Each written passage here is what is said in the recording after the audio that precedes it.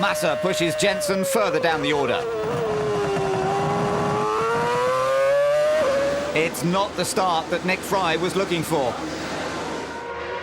Hamilton is third, but Alonso's keeping a watchful eye on his teammate. Can he get the jump in the pit stops?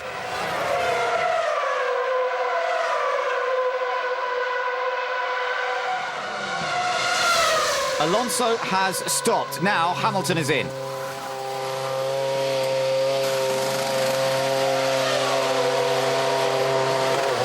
His first Formula One pit stop looks good. The shorter stop ensures he retains the advantage over Fernando.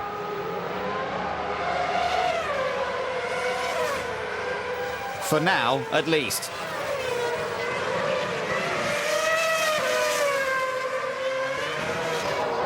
But Scott's speed is in trouble. I had a tire failure. Tire went flat. Tire failure off the track. While a gearbox issue leaves Kubica parking up in the garage. Ferrari started with one car at the back and one at the front. Now Raikkonen laps Massa. The team had hoped for a 1-2 finish. Kovalainen has had a troublesome debut.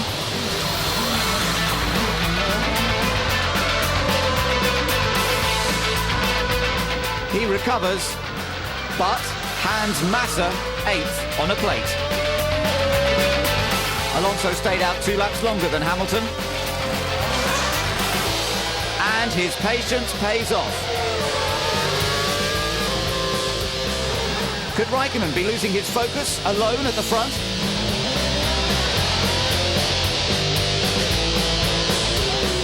Kovalainen definitely needs to keep his eye on the track. While Sato will be glad to pull away from Wirtz and Coulthard when an over-ambitious move from DC nearly ends in disaster.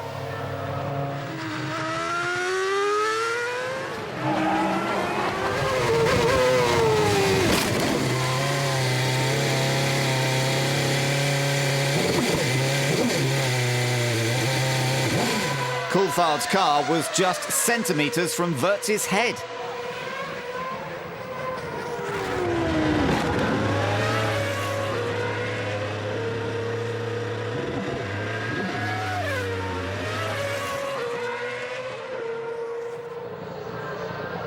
Felipe Massa has done a great job.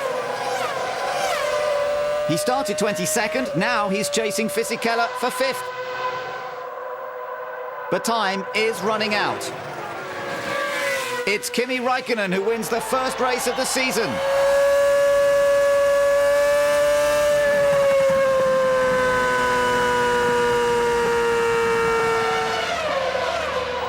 With Fernando Alonso 7 seconds behind.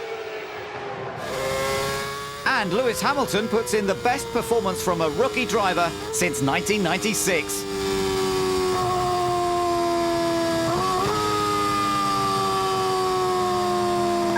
Great job, Kimi, great job. Perfect race. We said yesterday was a perfect start to the season, and this is the perfect next step. Fantastic job. Well done. Alonso is thrilled to finish second on his debut for McLaren, but the maximum points go to former McLaren driver Kimi Raikkonen on his first outing for Ferrari. Melbourne proved to be a disappointing start for Honda and Red Bull. Massa did well to finish 6th with Rosberg 7th. It's been a while since the Finnish anthem was played out on the podium, but Kimi's glad to be back. No, it's the best possible start, but it's a long season, many races to go, so okay, couldn't start any better. The team worked very well and we had a good race. Not the ideal weekend for the team. With Felipe had a problem yesterday, but I think so it's a good place to start, and we just need to keep working hard and push hard and try to win more races. After we saw in winter testing, it's a nice surprise that we were not so far out, and I think there are more new pieces coming to the car, and we keep learning about the Bristol tires, drivers. So at least myself, we will improve how to drive these tires. So I hope soon we will fight with them. But what happened at the start? You know, it was a very strange start. I saw Nick Heidfeld coming alongside, so I was concentrating on Nick fight and probably I forgot the reference braking point, so I braked too early and Luis overtook me very easy. Overtaking the reigning champion at the first attempt. Good going. I'm extremely happy. I hope my family back at home, I know they're all sitting there and stayed up to watch it. I hope you're all well and look forward to seeing you. But I'm overwhelmed and ecstatic. And, you know, really to come across the line in third. It's a great start for me, great start for the team. You know, we've got some good points in the bag and I'm looking forward to the next race. Raikkonen may have had the upper hand in Melbourne, but the two McLaren drivers will be hot on his heels in Malaysia.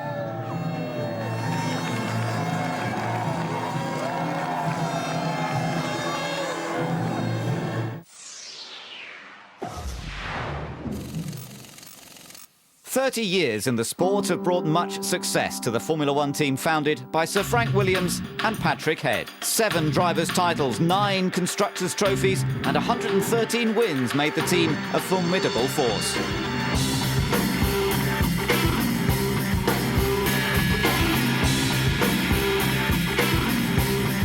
Jones, Rosberg, Piquet, Mansell, Prost, Hill and Villeneuve all won titles with the team in the 80s and 90s.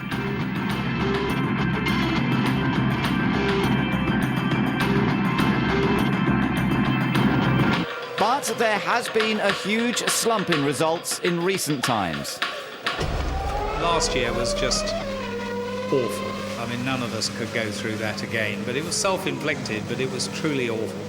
I mean, we got the same number of points between 2 cars as we did in 1 car with very much less races in 1978, our first year of producing our own car. I mean, it couldn't have been worse. But over the years, there have been lots of good memories. But I'm sure he can go to 300 anyway. I don't know if I can reach myself 200. But, We used to have lots of fun with Nelson Piquet because he was a great prankster. And we had one guy on our test team at that time who worked for us, who was a great prankster. And the two of them used to get up to extraordinary things, like I remember Nelson's windscreen washer being wired so that the pipe for the water came up the steering column, so that the moment he turned on the ignition it covered him with water. And sort of then Nelson responded by sticking the shoes of this particular person on the side of the truck, sort of near the top, with super glue on the side of the truck. And then it went, like all these things, it went too far eventually, and that Nelson's very expensive Gucci shoes got filled up with Swarfiga.